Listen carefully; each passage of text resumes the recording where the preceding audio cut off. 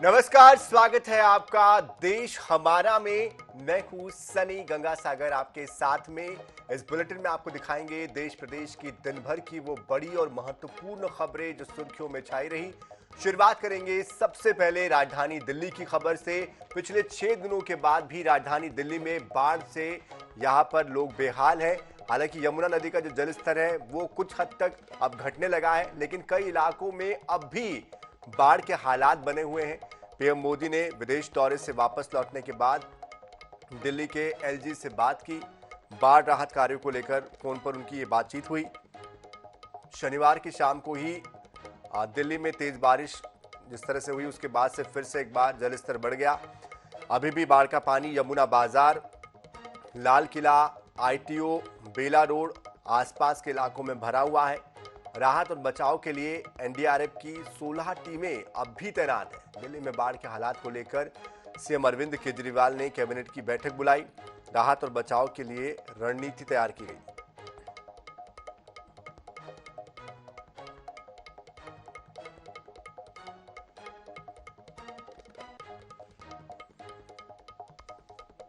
तो नदी का जलस्तर कुछ हद तक घट रहा है,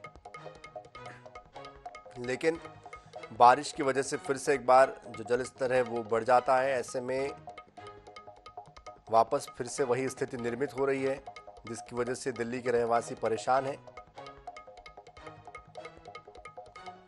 और इस बात को लेकर सियासत भी खूब हो रही है। एक तरफ आम आदमी पार्टी की सरकार है दिल्ली में, तो दूसरी तरफ बीजेपी बतौर विपक्ष इस पूरी अव्यवस्था के लिए केजरीवाल सरकार को जिम्मेदार ठहरा रही है।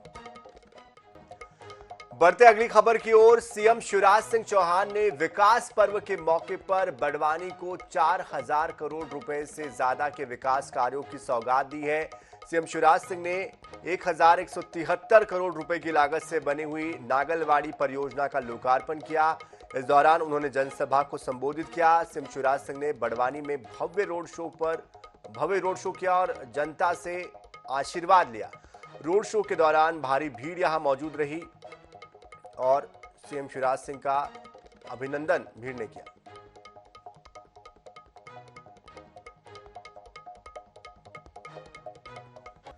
चुनाव के पहले छत्तीसगढ़ भाजपा में लगातार बैठकों का दौर जारी है। इसी कड़ी में रविवार को सोशल मीडिया, आईटी सेल समेत मीडिया विभाग की बैठकें हुई। इस बैठक में कांग्रेस सरकार की नाकामियों को आक्रामक रूप से उजागर करने की रणनीति बनाई गई। विधानसभा चुनाव के पहले छत्तीसगढ़ भाजपा एक्टिव मोड में नजर आ रही है। शनिवार को घोषणा पत्र समिति और आरोप पत्र समिति की बैठक लेने के बाद रविवार को चुनाव प्रभारी ओम माथुर, चुनाव सह प्रभारी मनसुख मांडविया ने मीडिया विभाग की बैठक ली। इस बैठक में सोशल मीडिया, आईटी सेल और मीडिया विभाग को दिए गए टास्क का रिव्यू किया गया। साथ ही आईटी सेल वॉर रूम के जरिए कांग्रेस सरकार पर लगातार आक्रामक रहने के लिए निर्देश दिए गए। वहीं राज्य सरकार के भ्रष्टाचार, केंद्र सरकार की उपलब्धियों को अच्छे कंटेंट के साथ उठाने के लिए कहा गया। बैठक को लेकर प्रदेश अध्यक्ष अरुण साव, पूर्व मंत्री बृजमोहन अग्रवाल ने कहा, लगातार हो रही बैठकों का लाभ पार्टी को मिलेगा। केंद्रीय स्वास्थ्य एवं परिवार कल्याण मंत्री डॉक्टर मनसुख मांडविया जी, जो हमारे प्रदेश में चुनाव के सह प्रभारी है, अभी उनका आगमन हुआ है। विभिन्न स्तर की बैठकें होगी। बैठक में अब तक जो हमारी तैयारियां हुई है उसके बारे में बातचीत करेंगे और आगे किस तरह से काम करना है इन सब विषयों के लेकर अलग अलग समूह से चर्चा करेंगे, बातचीत करेंगे। निश्चित रूप से पार्टी का काम तेजी से आगे बढ़ रहा है और हमारे वरिष्ठों का मार्गदर्शन हम सबको लगातार प्राप्त हो रहा है। अभी 2 दिन हमारे प्रभारी माननीय ओम माथुर जी थे, आज सह प्रभारी मनसुख मंडाविया जी आए हैं। निश्चित रूप से इनके जो अनुभव हैं उन अनुभव का लाभ छत्तीसगढ़ को मिलेगा और छत्तीसगढ़ में भारतीय जनता पार्टी की सरकार 2023 में बनेगी और 2024 में प्रधानमंत्री नरेंद्र मोदी फिर से बनेंगे। इधर भाजपा की लगातार बैठकों पर सीएम भूपेश बघेल ने तंज कसते हुए कहा कि भाजपा प्रदेश में नेतृत्व विहीन और मुद्दा विहीन हो गई है। भाजपा को अब पीएम मोदी के चेहरे पर भी हार का सामना करना पड़ रहा है। मोदी के चेहरे पर अनेक राज्यों में चुनाव लड़े और उसमें उसको मात मिली है। अभी ताज़ा तरीन कर्नाटक की बात कर सकते हैं और हिमाचल की बात कर सकते हैं। तो स्थानीय मुद्दे अलग होते हैं, राष्ट्रीय मुद्दे अलग होते हैं, लेकिन ये है कि भारतीय जनता पार्टी नेतृत्वहीन भी हो गया प्रदेश में और मुद्दा विहीन भी है। छत्तीसगढ़ में विधानसभा चुनाव 2023 को लेकर सभी राजनीतिक दलों ने अपनी कमर कस ली है। कांग्रेस अपने कार्यकाल की उपलब्धियों को लेकर मैदान में है, तो भाजपा केंद्रीय नेताओं के जरिए अपनी रणनीति को धार देने में जुटी है। अब देखना होगा कि किसकी रणनीति कारगर साबित होती है। रायपुर से INS 24/7 के लिए स्वप्निल गोरखेड़े की रिपोर्ट। छत्तीसगढ़ में चुनाव के पहले प्रदेश के लोक कलाकारों को साधने की कवायद शुरू हो गई है। सीएम भूपेश बघेल ने रविवार को प्रदेश के लोक कलाकारों से भेंट मुलाकात के जरिए सीधा संवाद किया। वहीं भाजपा ने इस पर तंज कसते हुए कहा कि कांग्रेस को चुनावी साल में कलाकारों की याद आई है।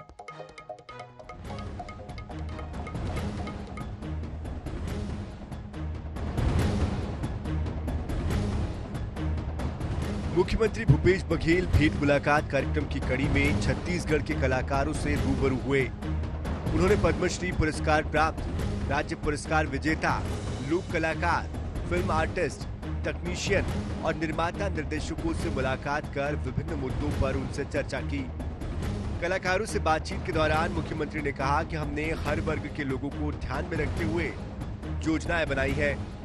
कलाकारों को भी इसका लाभ मिल रहा है, मुझे इस बात की खुशी है। इस दौरान सीएम ने कलाकारों के उत्थान से संबंधित सुझाव भी लिए। इधर सीएम के कलाकारों से भेंट पर बीजेपी ने निशाना साधा है। छत्तीसगढ़ प्रदेश भाजपा सांस्कृतिक प्रकोष्ठ के संयोजक और छत्तीसगढ़ फिल्म विकास निगम के पूर्व अध्यक्ष राजेश अवस्थी, भाजपा नेता और छत्तीसगढ़ सिनेमा के विख्यात कलाकार पद्मश्री अनुज शर्मा ने कहा है, कांग्रेस सरकार के जाने के समय में मुख्यमंत्री भूपेश बघेल को कलाकारों की सुध आई है।